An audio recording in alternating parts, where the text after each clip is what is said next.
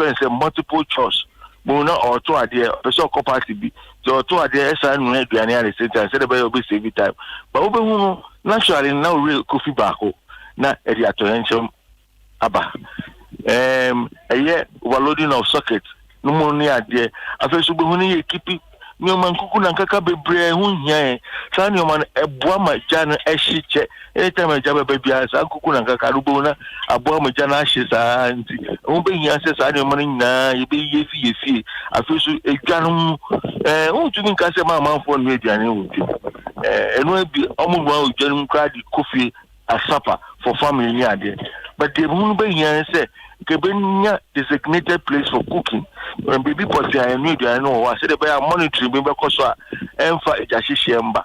Most of the time no we know we need there at the end of the day we know be janet at enchemaba. The best stress obia figoma obe make sure say so so bia obe dum na so we fio. So na say use electrical gadget bia.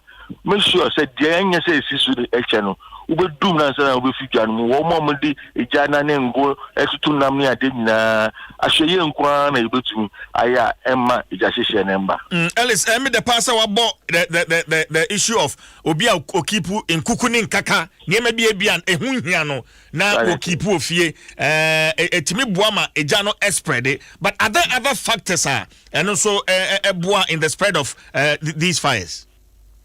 Most of the time you keep petrol no money flammable liquids that you keep people feel no and no say be wo fear say ejana na etumi ne ko ha ebeboa ema ahyi bebre petrol diesel ne sa ne ma kerosene enwu hia say you be keep sa ne ma no fie kra but sir fire outbreak be Asia fire service for investigations, but yen comprehensive report making specific recommendations. Aya yen hunu bisa. Aya mudi tuja hen Ellis. Aya mobile why the be better. There ban say ye demand owners of the market, district and metropolitan assemblies, because they are going to ensure the reconstruction of the market. So that recommendations be Bema womni atiano won't be disu.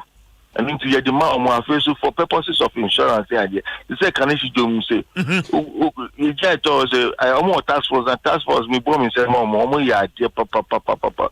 Who called out the way I want who can work around once I am fire service for a banner. Almost all my insurance, into your more insurance, say, a banner say, be a compensation, no money idea, a better amount. And since I end up signing your man, so near the yeah, normally, no, you're fat. Fire reports in your phone to go. Say the man is honest, so now one person to go there, no problem. Okay, and for instance, you see or market one what are some of the recommendations, Ellis? Oh, some of the recommendations say active hydrant. Hydrant pressure no I was right, so be I JBC wa betumi a fight. I feel it's very important say so almost shed now. Friend say cut-off point in here. Say, chim say the bear, one made the demand say, shed one Asia, entering shed two. Sahan say, Omunya extinguishes. Around that, the bunny say, Jano, a statue war, the kitchen more, Media, I saw Numbo Asana, Yaba. And also being here, say, Umbinya tax force, Januma, the Abri, Nano, Umbeko round, I check it, I monitor, say, then they cost you, Januma. Any accessibility to the market is very, very important. Say, fire truck never janum, say a baby janum, the problem. Most of the time, we are taught your horses, no, it's a bonzini, I taught on it, and good janum, as in pressure in here, we be doing janum, yes, pressure, no horses. Sanyo may any big more recommendation, Emma. Okay, but me say Emra ho finally na me nya kwa Emra ho no ma in fact any finally last but one Emra ho actually say who sit down office ana susu bibia ti sa say wunya fire extinguisher wunya emergency fire exit ne sa ne ma no nyina say wo bi ni sa ne ma ni bi e won the officer. What does the law says? Na Emra no Emma wo mo a amu oni public premises say be restaurants ni cinema hall hotels ne yeah, but into you say na running into me and bite papa nyame adom you new LIV enche bia no edibetuga eno no ebeboa ama even private individuals cry no say wunya at least an extinguisher and a smoke detector in your house compulsory nti say some brano ebe say we take off and take off you be more power to prosecute people who don't follow our brano. Finally, now saying that she's a causeway, do you suspect any form of arson? Interviews I kakra no people have attributed it to arson, but when we say professionals, so we can say A plus B is equal to C, you need to prove it, and unless you prove that it's as a result of arson, you need to me embo you can say and then go for arson. Okay. Alice, Mamenda was saying now, okay, and can I have 5 tenders? Do say I'm active as we speak. America can obey 33, but be actually, 5 tenders so the which are 10 years and over now, Sabina Hondina Abba for crying 33 baby assess. Enti aka saying active CC. In this Africa no ha, but the brain the more than 10 years Americano. Enti enti me na ho de no form. Me ni specific figure no, but the brain na ho de na perform because it's more than 10 years. So. Well then clearly we can conclude that we no crack a challenge adwuma amoye no no crack ka ho ntira say eja no eto ba bia muntimi nye that proactive en konkodumu no Ellis eja ni dey proactive say a master control room the bia no bia availability from a station availability say there ekoye the enkoye nyina do betugwa master control room are recorded ni say jaba na say dansuma na eko na dansuma omo tender na say ya because state transport or maybe Kolebu to go into interchangeable say the you want to cost super pepper. But that's not to stand in say here equipment they say idea you best say me use medium the asra by say onto the new share kakana inya new equipment say the ya hokika na ebe pija mbibini see you say 5 years time no they want to am on fire service yes you be boy didn't say account na say say dey want to am on fire service and say ejuma no e pija in equipment and personnel ansana mo pesa mo dem hototo am on helicopter cry the fire fighting helicopter mo ni bi ye ni bi ntina me say me to minister aban no say no ma be ma ya hokika no Sraniye.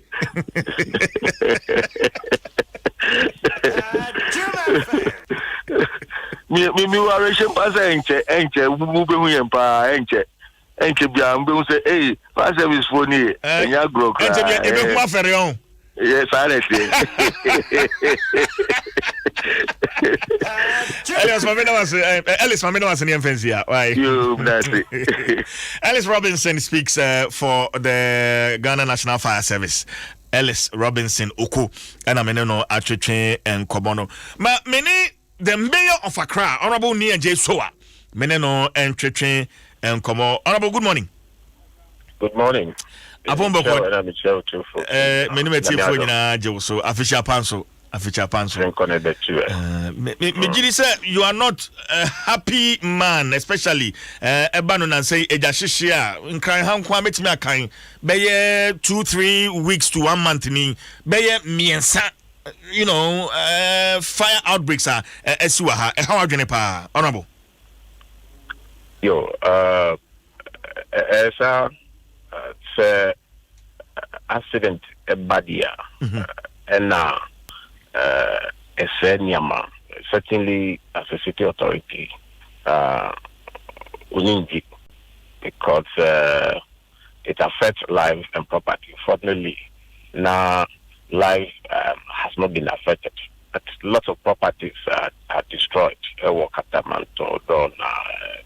And then Kalishi and it's not something that we're happy about it. However, the appropriate authorities they are investigating the causes of all these fires. Okay, but many fire service workers say no much say one more hwehwemu the report no ebre assembly no, is that correct? That is correct. Recommendations ben sana ya omoye in these reports. Well, in time past, because the jina ye kakra ma me online no ase emutwitwa kakra wadaroma. Okay. Yeah. In time past. Yeah, metonka. Okay. In time past, already reports because the recent ones in the report is not ready yet. That's what I'm saying. In time past, that the Bibasa they present a report to us as a fire service. But we have a Metropolitan Security Committee of which the fire service is part of it, including the police, the army, and all of them. So sometimes if you know the scale of the fire, now it's so bigger. We also include the other security services now, almost among other aspects of possible causes of the fire. It may be electrical fault, but sometimes it could be somebody also negligence, not at the bazaar. We need to also to find out. It could also be a security lapse. For instance, there are SC Ewo connection. It didn't affect a lot of shops. It affected just about 9 shops, simply because Kaneshi market, it was 24-hour security. Na doso, call rounds. And because they were able to detect the fire on time, and because they have their own fire extinguishers, they started fighting the fire before the fire service folk were also owned by. And owned by also, the response was swift, together with the police and then the military. They were all there to help in extinguishing the fire. And that's the way it is. Fire service for complaining the issue of fire hydrants. It's really affecting their work. Honorable, then well, for instance, at Carnation, fire hydrant, they use the fire hydrant. But how much I say, pressure no FM pa.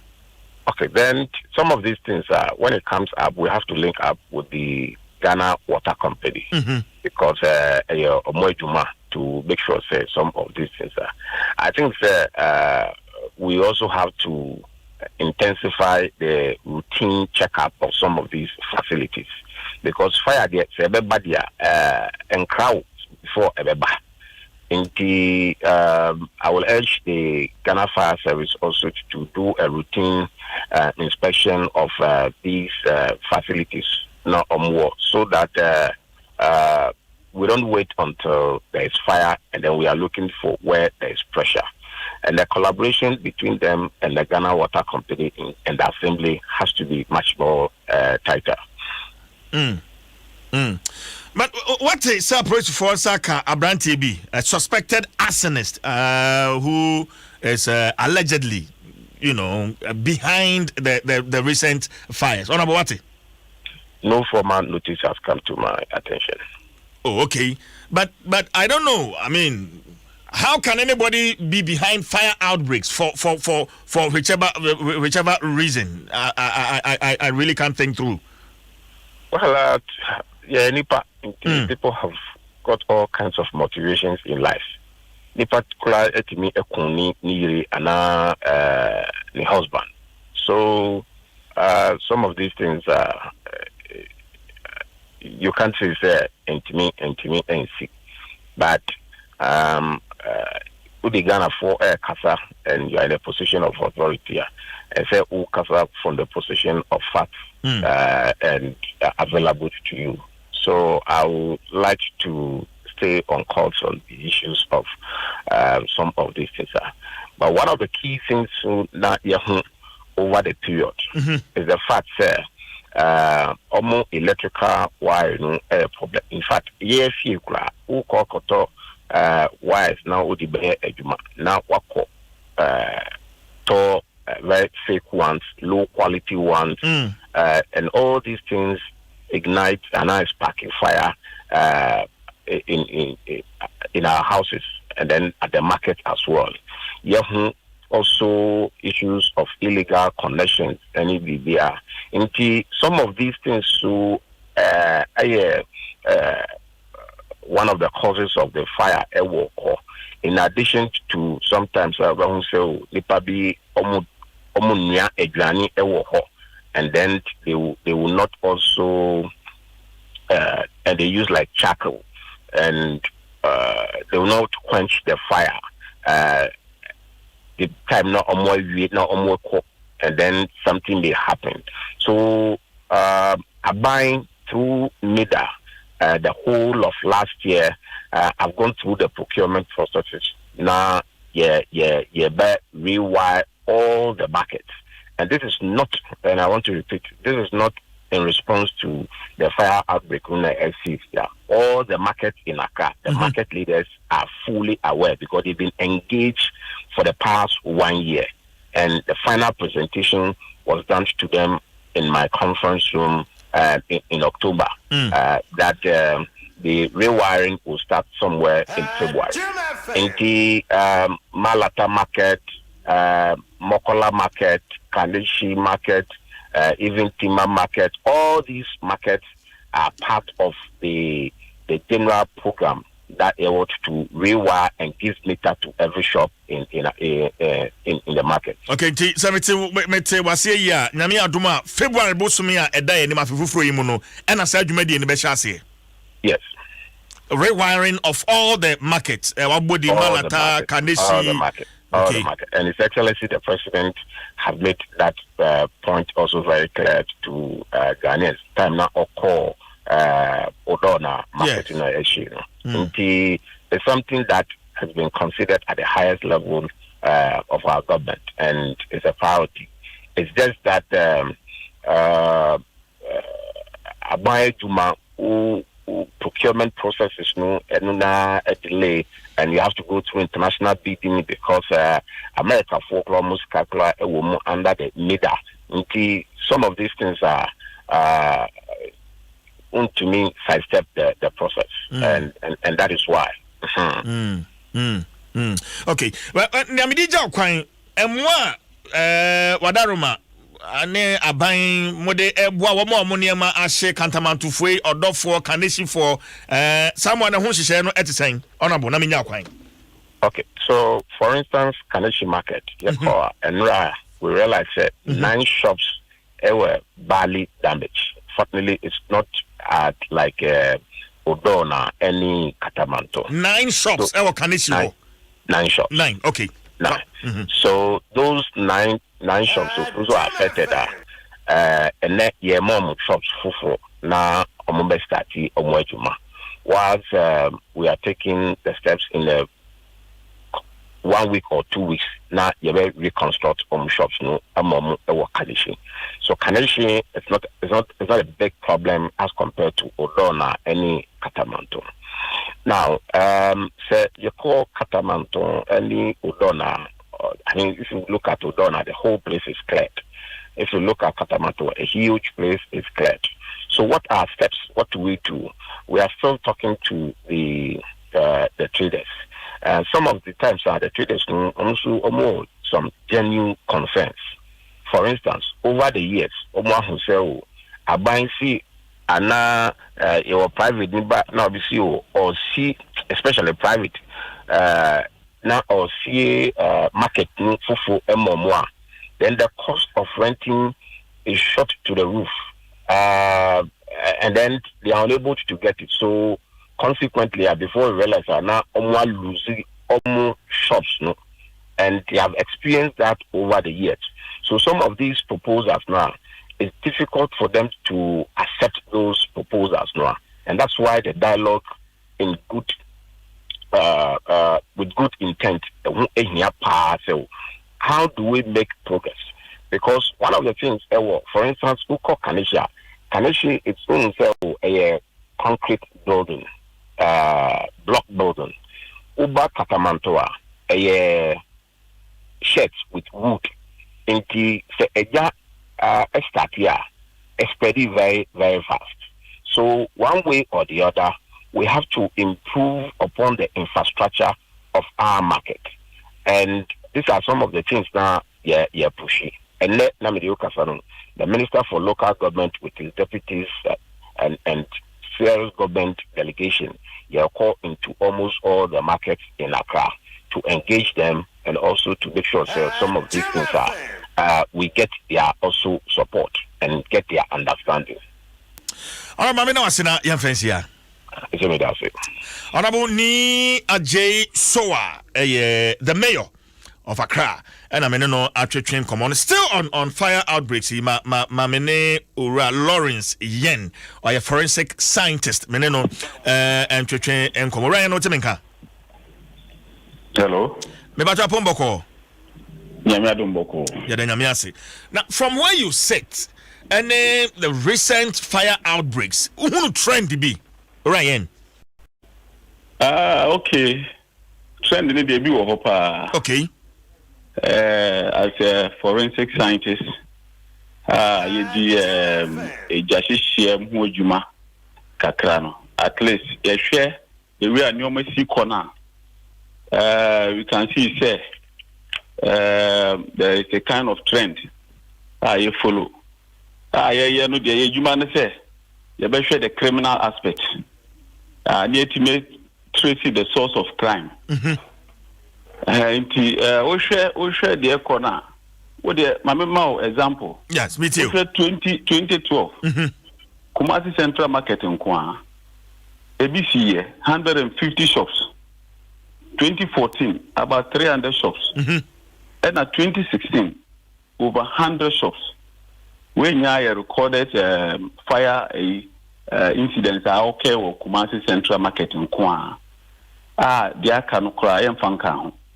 And this yet not a near bobo near one. Yes, it means no, there is a kind of intent and as a motive view in Kofobi as she said, amount of watchroom. And we seeing that there is an arson, a sort of arson in it. And yet, at least terrorism just say we did to no kun there be just share there are a lot of I mean motive behind motives no be to me ebia nipa na no store no ebia opese or claims insurance claims because of that no obetimi apajatum I said me no me shop no me pesa meje insurance nti na me metwaja to shop nim fast obetimi ayelisa obi try ne car and I say the fee obetimi twa that's some of the motive behind obi betimi amana of course fire outbreak of course she obi there so and I be to see political what I say political and they aim to be and then at least the see kura no yetimi action kofobi investigate you. Saying a bit political. A bit political. Oh, say, normally, no. Acquire say, be a payback. And as I said, obey who betray. That's how it is. And also, no, it's a form of terrorism to terrorize the people. So, and another one to conceal crime. Say be obi edi bone e wojomo on person obi behu okun obi ninya is a form of I mean that fire outbreak and which is an arson since nipa ma share that say this bone no arson and it's criminal which apart from revenge say be obi aye through injustice or person revenge na or the room and monetary gains mama kan and malicious vandalism. So, a person was say idea keke. So, into moving forward, no, I say Ghana National Fire Service, or Mutimi, any police for other Bambo for Timi Kaboom, because they have to be able to counter some of these emerging crimes.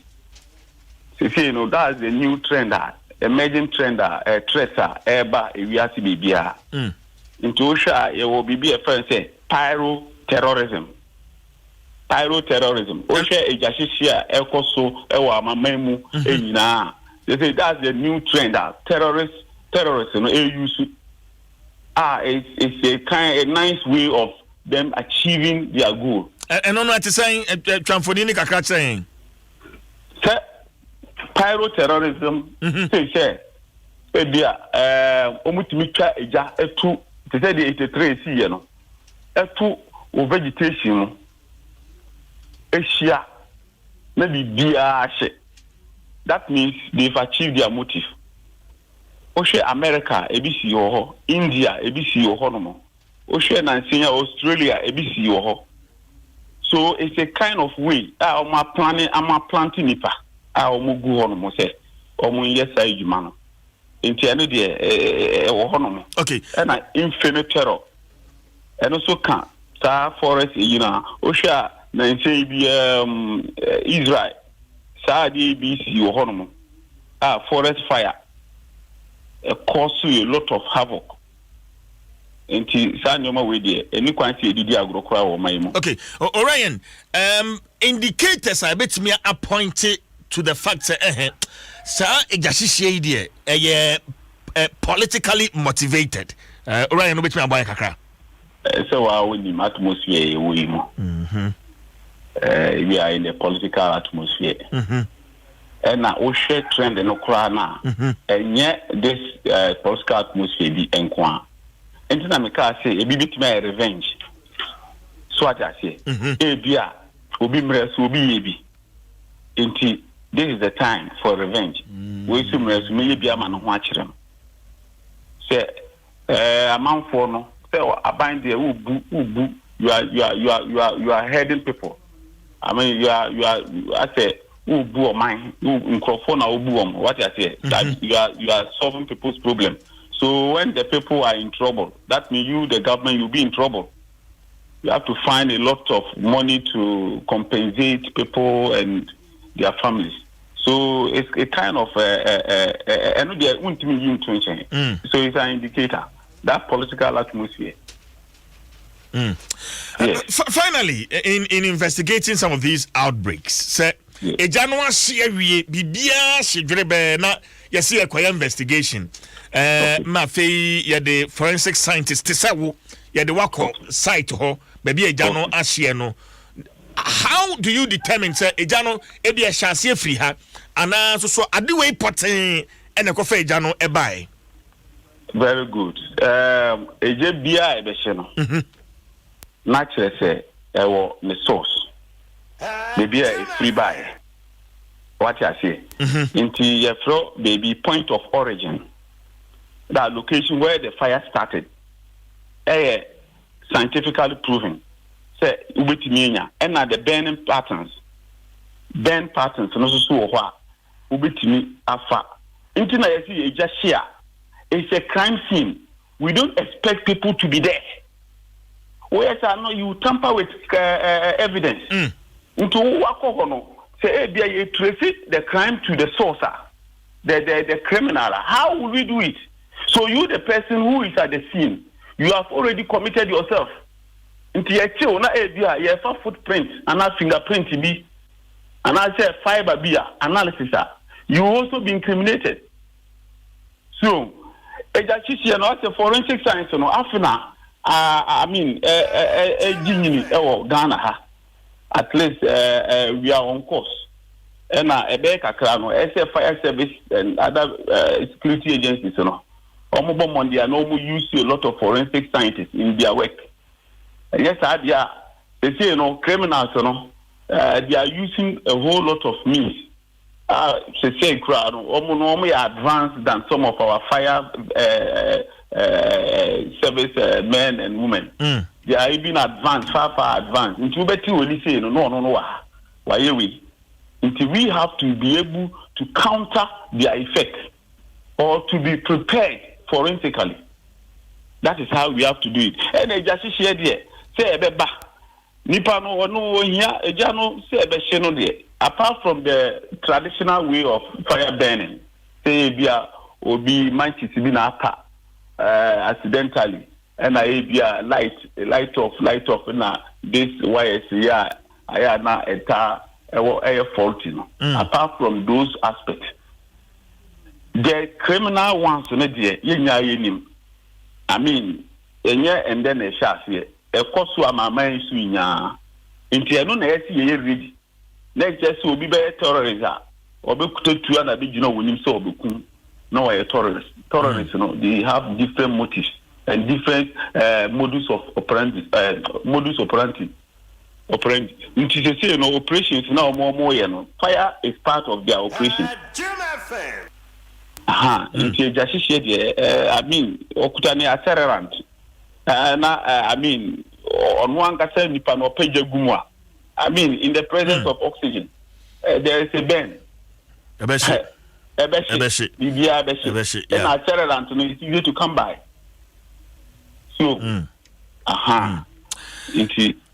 right. Ryan, my men are na ya fancy ha. Me da CP. Yaminshaw. Mr. Medasi. Lawrence Yen, a forensic scientist, and I'm no attraction and come on a pay. Say, per breakfast, come on, a milo, and a pay no swabo a pay me unya milo. Na nsuhye guso na unsa etunya ya koko ya de milk ne malt ya de afra na mmofra no kra titru de milo ni boa mapo mu den pa eboa ohu physical activity agora wo mu edie nti wo mu hia hoodene nti abofra no ni nompe ne nintini enyini enya hoodene pa. With Milo, every child is an MVP. With Milo, every child is a champion. Milo, the energy food drink of future champions. FDA and I should share Sanka Tui, Ajiatumu. Wow, when you peck biscuit hono, ya the choco noaba. Peck was a cannon milk. To see ya the cocoa awano. It's tastier, crunchier, and worth every bite with just the right blend of milk and chocolate for every chocolate lover. You've got to try it today. At the pa unya pack na at the fiwa na da officer ha uyini makumako. Pack up your day with Peck Choco. Ede kama. Vodafone so ma kwenya bronye se obe mani sika Vodafone. Sika dudu bia mpe dudu bia obe mani sika no free yento. Dial star 110 hash na fa Vodafone so mani sika ko network bia so free star 110 hash on your Vodafone. Vodafone, the future is exciting. Ready? Well, and some down here guswa the train makes a stop at Josent in the West Hills Mall. We Cadmas activation. APSA Cadmas activation. And Tishanin so mami nyame ya domwa West Hills Mall, Josent. And in the 12 days of Cadmas promo no shop with your contactless APSA vertical cards and get rewarded with vouchers this festive season. Ukasa hodo nyina APSA dia ma wono odi kodidwa yabo abaso yamo achede sonko kra takrade enso monye krado anaji choice mat wachina takrade anaji choice mat yede Cadmas promo no yede ebremo ewo ho enti you ready na ote yenka no afa cards wakodidwa na fe waje wachede no wabaso bode. That's Africanity, that's APSA achihye kakra ewo ho adwa trase anochwa ba adwa sewa anapay wachem Chanel top come adwe yay amode ho ya metiase anapay wafa no ho papa oba Facebook a obehunu adwa sewa wafa no ho wada ho no aywa Aywa baby, I want to do this in Yamdo. And you want to do okay, watch ya. I crack it to our wooden. Grana Dua. One once or the other, much in the Yana. Now, she was also. I just said, you have a Yacopanto. What is what my penny say? Beaches, ne pubs, near the I don't know. Or so at two. And so I would say, Brunei, Ubetu Surukua, Chino them. Chino them. Okay. 88 ya. Say beach in what to move. By lake in this would be able to me a call. Nina Kahun. Baby and should there be a who send sugar bucket to Mukra now you have yourself the baby. Me say me when him say me say we dey so go bucket Mukra minto. Na na pay na me ma nanado invitation bi. Me say na o ka. Paps ni ade no a wo se watum no enumre ko nhia me. E wo la pass. Wa nanka ko ba no am no hia me nso me wo su nanka me ne mfamu a ke ba ko fa ya fa la pass bigot ho wo hu na fe ya de akofa new market wa na ya bisi nya mecha junction se ho de edwa no mu ye o de nya sa wo hu ade sa onim ne akoso ho se ye dwa mi elia o elia no na se campaign no kura se aye campaign no kura ye di dwa na de na aba campaign ba so ye di esi na me de no afamu kofa da kuma main road no so baby a mambo ni ade wo we ya akosi da kuma junction na fe ya womu ho akofa asori da ho akoko photo ho ewrewre ma na fe akopie da so ma na obi si mi busa se na mampanyini waba see him see what to kwan na eno ahefa na ogina ne yakasa ayi I'm saying Zoom Libya and I recording Libya say Ghana ya to recording the playback we see obi said there was na minim say mampanyi London na waba ampo and I'm say mebusa o na ebusa chief covid waba mampanyi na ba oba da ben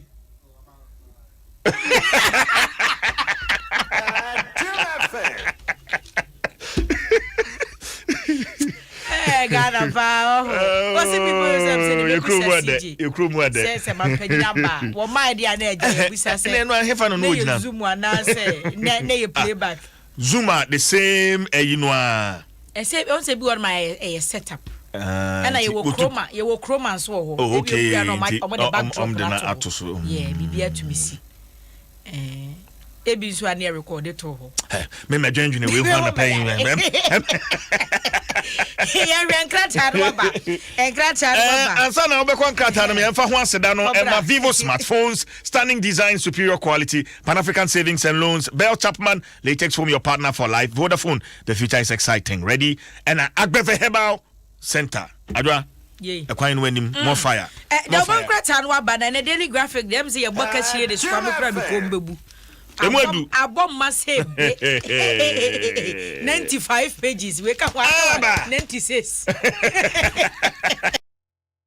say beauty say weekend you won kodwa pa edom di nyina ahemu aba na enra mampanyi na address 20th address aya na wode ma ye nra no won say bra no ya wotaye de toso aduonu ene wode ma ye nra ene wo kire say covid-19 vaccines aye kasa abayi wo bone homoden ni mpanimfo ya wonum ni mu de pa wonuro ni apomuden mu nsem mu ahwe na wo motumi dia no baba ye se be ye nuro bi beba o mayi mu sanse ye ka ma hodo a covid ekoso no Ghana ka ho nti obi tu no ka sen na ena nnuro nti ebenya bi ni wose bi mu so keka se na nnuro no ho nsem bebre wose de abi o mo de niam egu akwa mu se be ye nnuro papa no eno ana beba o man yi mu se be ya wo mu anya yade ni bi wo mu so pese timi bo ho ban free covid-19 no wo mbetumi anya sa injection bi bedura de ebebusa se ye free anase ye beton enya maire de empese ebedi sa emra ebedura nya ebusa se ye free anase ye beton anano video bi what the word na sibia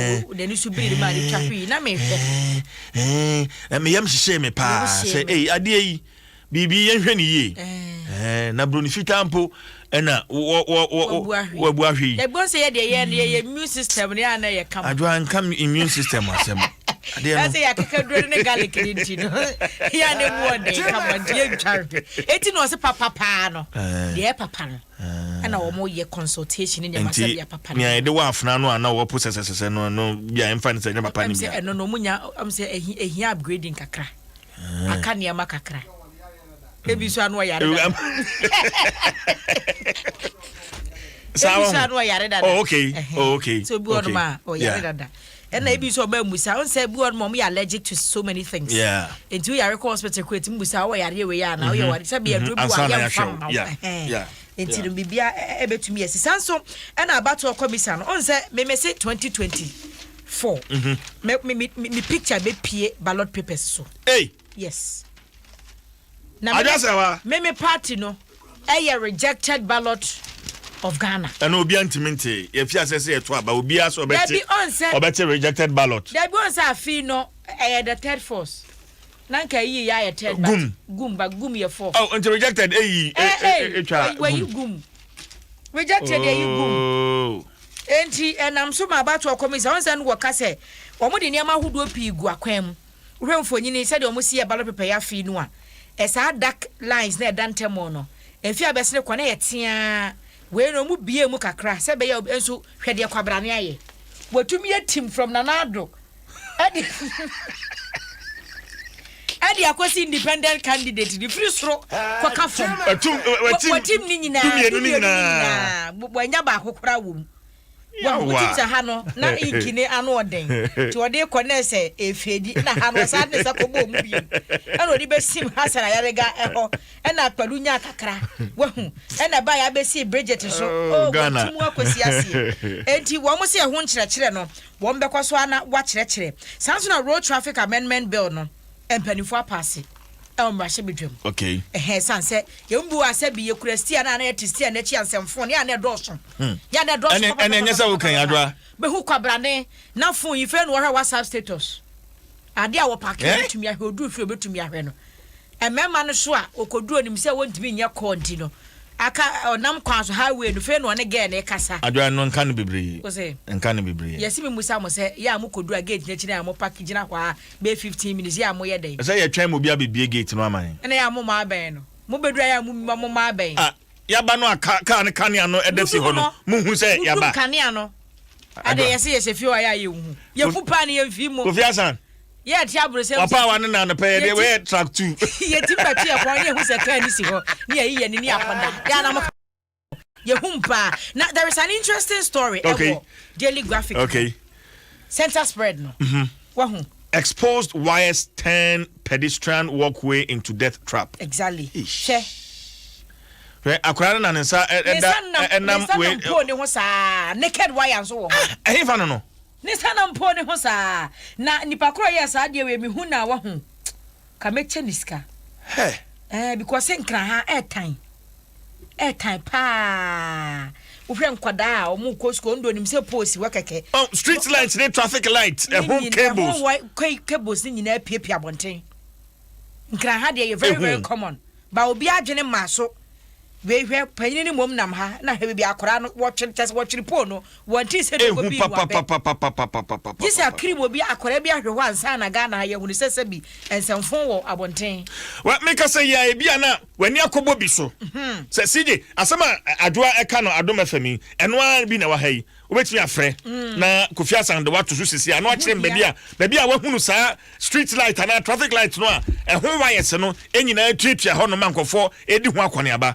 Fresisia 0302216561 216562 adwa ko anim ehunhia pa ehunhia Ghanaian Times no bokasa ensem wo mu no Ghana mampanyi vaccine yi ho asem okokan ye ebi eda ha sei so na Kaneshi market me hu se ne wakodi edwam na ahyehye ne ho nkomo enti ye nhyada enche e wo ho no mo saa na eni December ko wo mu ne se ofa Ghanaian Times katafa ye to so me ensa abeto dwasa abrante ba ko aposifo ensa so ne prechi esa akra wo new crusading guide mu na katafa to so me ensa no se sa abrante bani fo su se wonim jasehye na ekoso wodwa hodo mu bi ni party no ho ase a ompe wodi mfia duadan ba ko 41 ye friend Daniel da komla na ho no odwa ne kwhyeye ana posifo akɔkye no ne yeso odi ntintima pa when this group ahodo bi mono kra titi groups ni bi we administrator na say on say screenshot ne na mo na me bisa say nti nipa ya ota sa de akire nti ono a wo hwe a nti aso ya ntu obenya bi ya papa posifo akwache no the car say let's start by burning fuel stations na posifo akwache no Ghana ha say bi untimi ni nsembunu na amfa ahuni mra wo mayimu wo mo ache no so mo nam ne so adoi why is no afefe wo ayi no no center spread what the and wo ho ma me ni ofrefo in kasa hello good morning CJ champion it say na umo say nyame adom wudin yes mo ni okay yes mo kasa free hene nti o meti abrekuma bas asa na ziade na na me tell you senior ya we campaign ma ya so the say traffic on the almost the traffic light no if you buy out there kono on the phone be bra bubu a o yes no we dey be o as if you dey buy it that kuku as buy that and afu gogo no we yes no e jana mbuza mo senji light we power woman bebre unjimin kan on ojena unjimin kan o tire say free buy out there dey call ablekuma sam na okay ya di ko si ablekuma kef po na bubu no wa ya ni nyina fi ebi hu awro light ke den so ebi hu eso cable su na ja wo mu ne nam ho sa no ja wo mu me na da me ti be say na me tai zaba buti say buti say na empembra a na free ediko kwazo no bebre wona ma bebre udrin kai si me da say yesu mo nyame hwa adwa so ahometi o so kwadan kete Ghana ha ba tan do se ne nya adaje de o mako school so kwara na ne nam kwan ho no mu ko we hwe bebia ne nsada bebia ne nsada ehu behu a ne basi abonse fire service for do budi birika na light achi akwara na ne beti ambulance na wo ye twa ma na chi biansa ahomete pa so afoforo ba no amama so ate na new crusading guys so posi sahini mfonyi da ha onimanyafo James Opombo anu ni mfonyi da ha sei na branti asma na me ka se wo mo akwachi ni se wo keka ka ne nsemmia na se odwane kote ho empotemu ho na mpanimfo didi akira peke sa intelligence na ne kakra wonom ekwachi no na no fiada na dwobeye nondu nti se dia wo monam ne so mbeye hwemu no mo de acheche nkrofobia wo susu se wonim edwa hodo ya ehyehe ewo mamu no esosanso na wo beka over the weekend in Ashanti region NDC amanyoko ne mabunu ni bitisi monte so na obi achi pa awro na mi busa say is it worth it adwa me interest was how when mo ko ahoma no so na hello good morning CJ yes madam hoini your family sister but I say tikede your friend saying Ekwapim sister. Yenti o. Me pa so ba ko nse se daddy anom de TV pole. Eno so de bi last me na ma na me ko to bi. Se na atia. Nti ato edan no so na power ba we ni. Nti na akola bi be som. Ni anka sa me si me achi me nti me se na akola no kwa ko so na me se nsom. Se na papa bi pie on otiem se, power wo mu. Nti man tia akola no so man ka ikon. If I'm young, I miss CB, I'm saying to me 2 years. If you come with an answer, there be a day. How about if I could also then I'm saying, I want to pass the P. No, as my other pan, a power, no more. Oh, yeah, dear papa. Make you much a power, and then me first time, Yamin Shaw, a crapim sister. Yamin Shaw. I just want as someone obey can see TV porno. Who say, Bohon, daddy, na. Why and when nam ho no ano power wom etuko somwa etibechew na sa first day di ria na ya de na say omo so mpeda di hello good morning CJ yes I'm whining Jake ni Accra Jake yeah yentio but chow the o kan no ya de wo papa in Accra Central first efa 8 year one say 8 year for mu showroom 50 me home sa speed light sa ke boli na wo aka you foi omumma na gugu ete ya de come na afezu fa corrupting unen corrupting yes fa e corruptudu ka poli wo mi ti on this wo Jones bi mu na sana mu se be tutu to form na ye twen afiro ete ya de enye komo kra e wo ho tesi ni na wo Jake me that say yeah you bet not see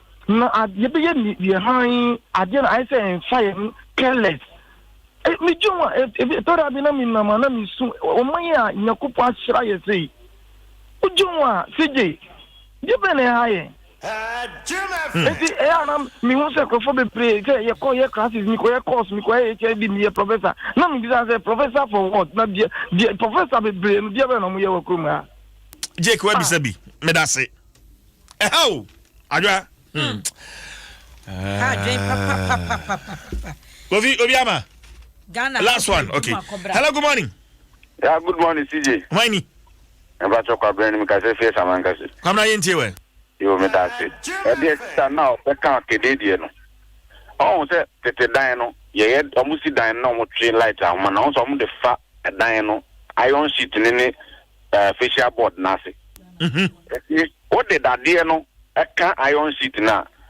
Na say why I no want it. I can't iron sheet na. Next iron sheet ni na electrify you. yes Eti akwala no na nso to.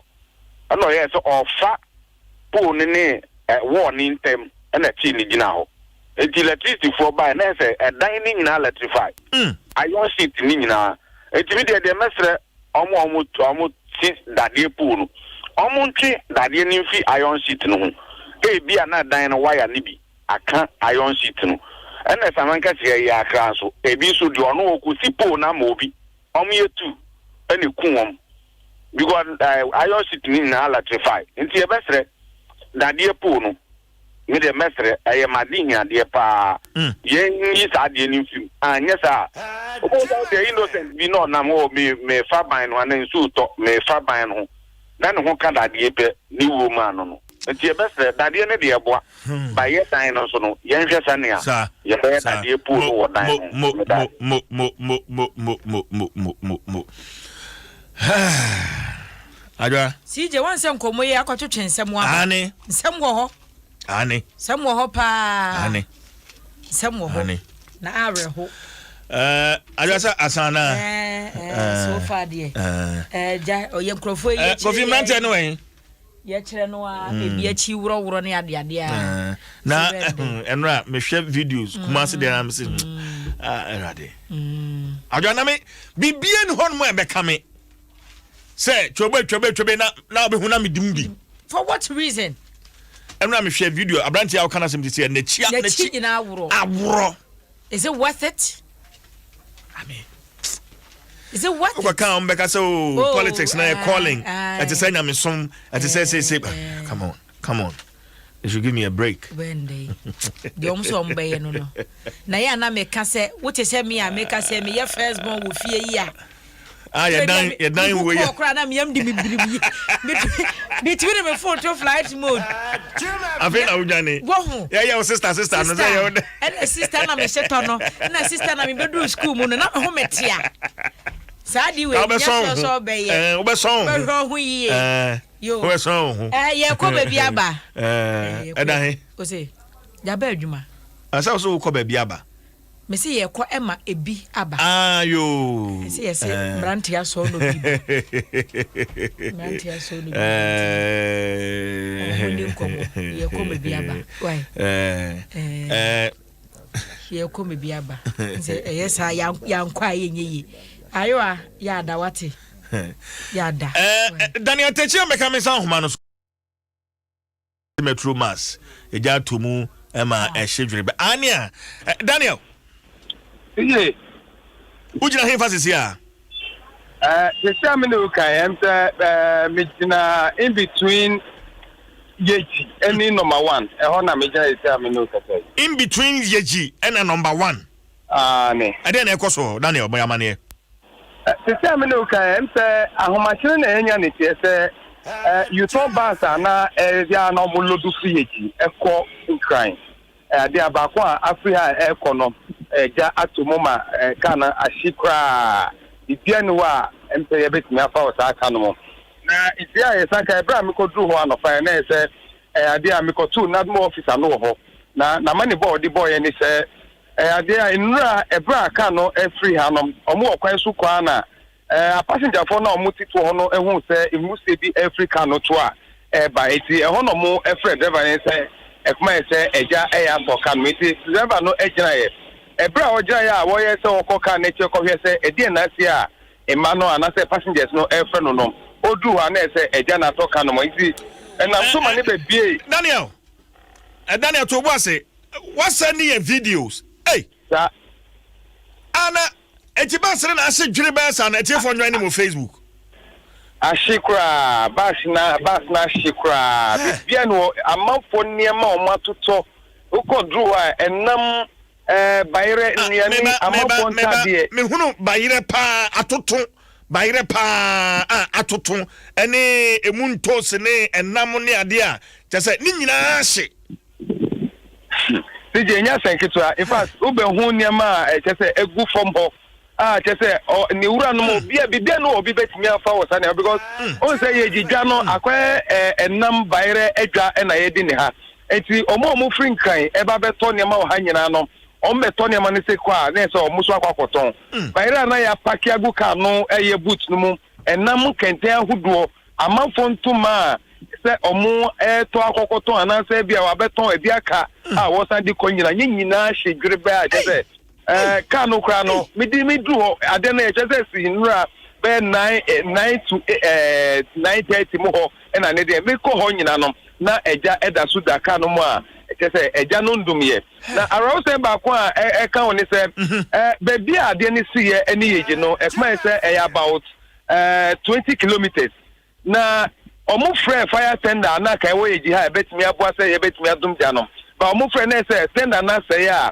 enya dia etimi eye adwuma iti omo place call kwa asebubu eti asebubu ba tender no be dru ho say obedum dia na say bibia say yeti na ye say emma na omo wo to ho no ehu say bibi AC omo draw driver na say eti Daniel eja no hye ase free bus ne to ho no ena ma wo no erezi alarm ema obi asi free bus ni mtu obi ahwanka sana de neti obi ahwanka na ne etense ebra driver ni si ye no no di kan si ko hwe se edi na asi woto na amafo no timonti before be raise alarm so eja na to bus no mo no na se bus na shasi na eshi obebi shasi free engine side no eti baby adize no woni ade nyina no ho na eja ne di kan shasi free America nipa mra wa amafo esi ye no na ese obia no ho a ne ho atimi aka ne mom pass ne de ashikra ashia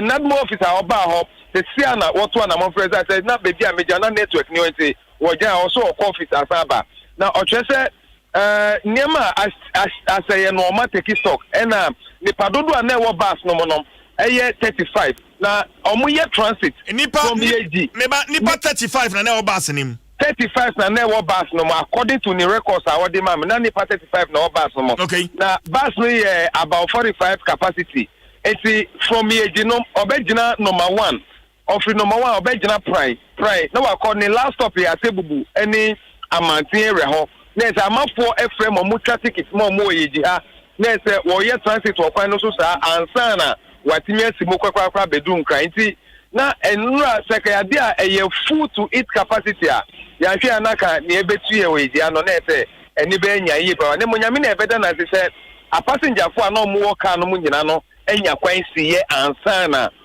eja no etimi eto car no mu kwakwa omo load ni nyama de bibia ni wo matimi afa bibia ni ho nyina sei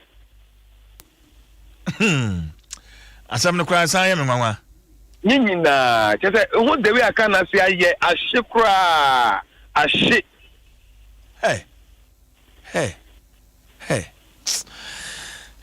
Daniel mama na wase why mera premtubre o de details no de aba na fe yehunu updates Daniel Techi na de amane no de abrayen no anapa say breakfast there na ye Milo enuanu no ewu mu no eboa pa wo ye pani kra na pese de mu ni nyina unya hoden sonko de ye adwuma ye Milo emofra ne de eboa wo mo papa cocoa milk and a malt.